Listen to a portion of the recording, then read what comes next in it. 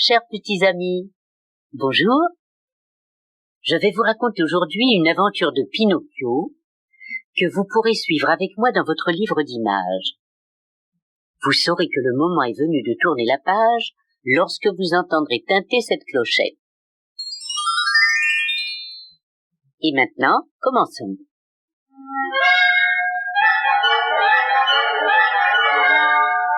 Pinocchio est en route pour l'île au plaisir.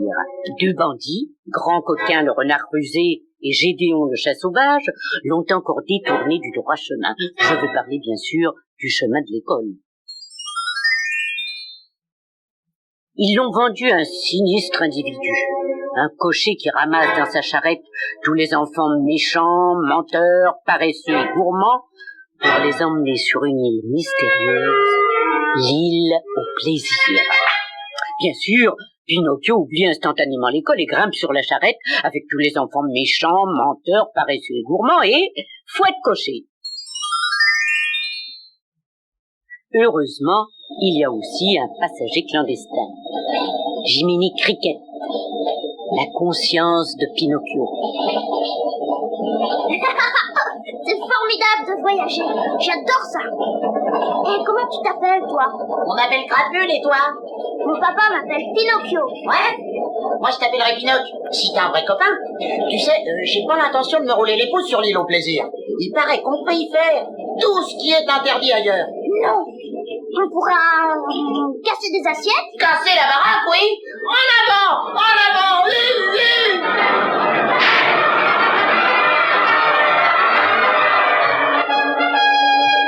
La charrette conduit les enfants jusqu'à un embarcadère où attend un gros bateau à vapeur. Les enfants embarquent et voguent la galère. En apercevant l'île, Pinocchio s'écrie « Hurrah! Hurrah! Vive l'île au plaisir! » Les tracteurs, c'est ma vie. On peut porter des guillemets de soie, de gros diamants presque à tous les doigts. La vie est un gala. Dans un carrosse qu'on n'a pas payé, on rit des gens qui s'en vont à pied. Et l'on se bourre de sucreries. Mon Dieu, ma belle vie. Titam, titi-titi-tam, tam, tam. Didim, dididolidam, didam. Pom pom pom pom pom pom pom pom Ratom, tom, tom, tom, tom, tom, tom. Titim, titi-titi-tim, titim.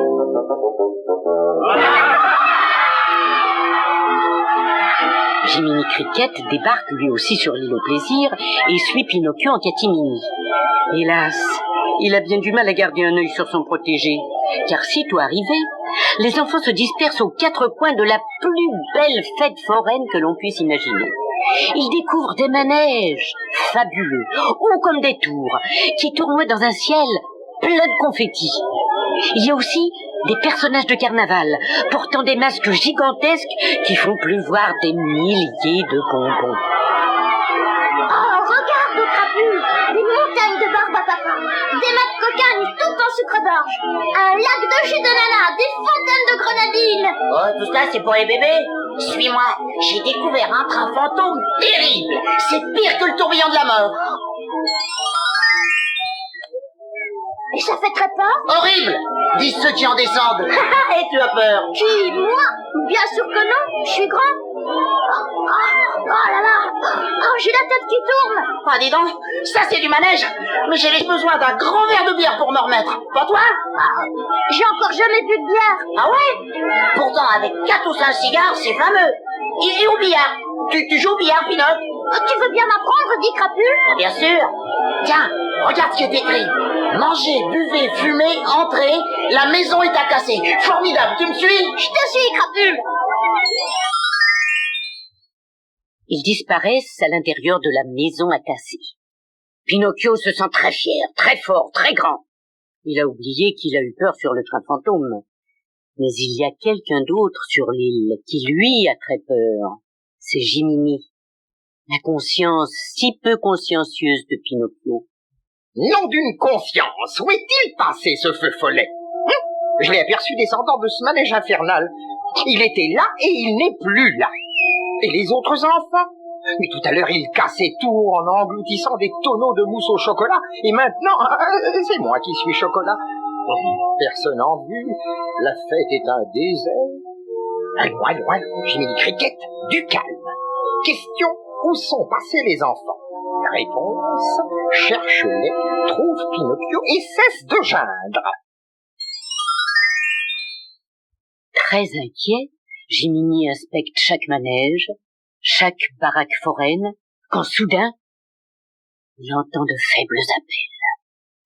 Mais ça vient du fond de la terre. Fond de la terre? Caverne? Caverne? Passage souterrain? Oh, courage, Jiminy. Il y a peut-être un monstre à affronter. Jiminy a raison. Il y a un monstre sur l'île au plaisir. C'est l'affreux cocher. Celui qui ramasse partout les enfants méchants, menteurs, paresseux et gourmands. Sous les yeux horrifiés de Jiminy, des centaines d'enfants se métamorphosent peu à peu en ânes. Et ce sont eux qui crient encore « Maman !» tandis que le cocher les pousse sur un bateau qui va les conduire loin, très loin, pour travailler au fond des mines. Quelle terrible punition! Ciel, c'est abominable! Il faut retrouver Pinocchio et l'arracher à ce triste sort. Oh, pauvre petit.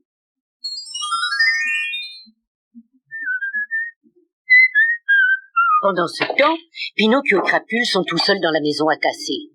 Crapule donne un bien mauvais exemple à Pinocchio. Suis bien la boule, Pinocchio. Et t'as encore gagné. Tu sais pourquoi j'aime jouer au billard? Parce que tu gagnes toujours, puisque tu joues tout seul. Exact. Si t'es pas sûr de gagner, faut pas y jouer. Un billard, une bière, un cigare, c'est ça la vraie vie, mon gars. Jamais travailler, toujours rigoler. Et toc. Mais tu dis rien. T'es triste? Je pense à mon père. Il doit s'inquiéter. Tiens, fume un cigare. Rien de tel pour chasser les idées noires.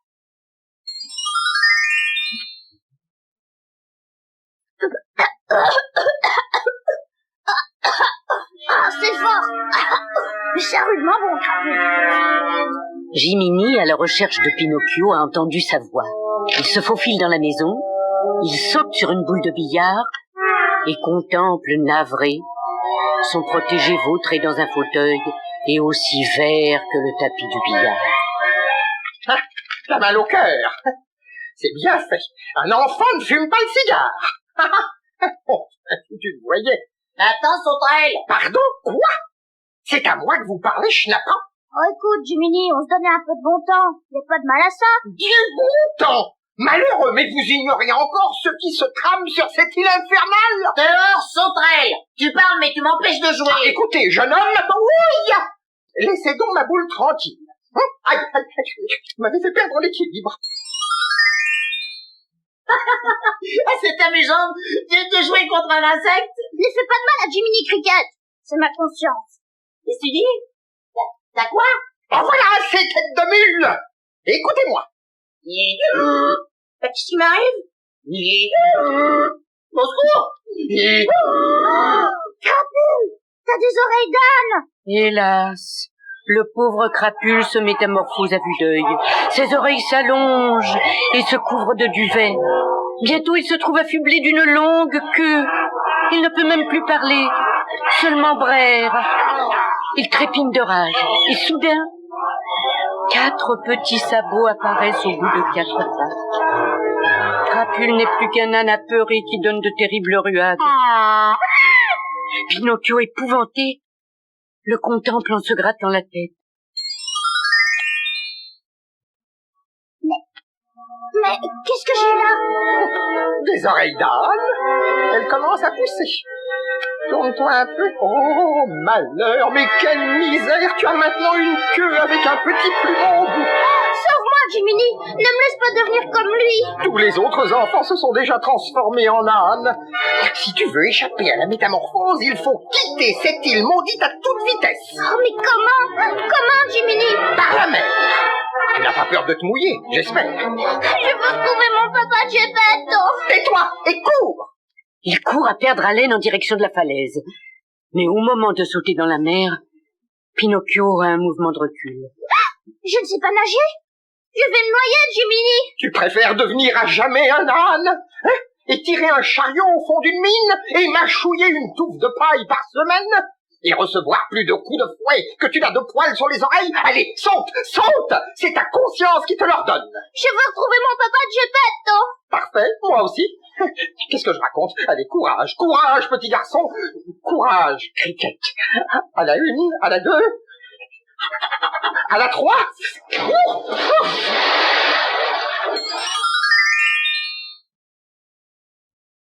Ils ont plongé dans la mer tumultueuse. Jiminy s'accroche à la plume du chapeau de Pinocchio, qui barbote maladroitement. Courageusement, Pinocchio essaie de nager. Bravo, bravo. Les jambes comme cela, oui. Les bras comme ça, oui. Mais tu nages, Pinocchio. Tu vois la terre? Il faut y arriver. Attention, attention, vague à droite. Oui, vague à gauche. Vague devant, vague derrière. Enfin, beaucoup plus tard, Pinocchio épuisé aborde le rivage. Il est sauvé. Jiminy n'ose plus le gronder pour son escapade sur l'île au plaisir. Alors Pinocchio réfléchit. Et dans sa jolie tête de bois, il fait le serment d'être sage et obéissant à jamais.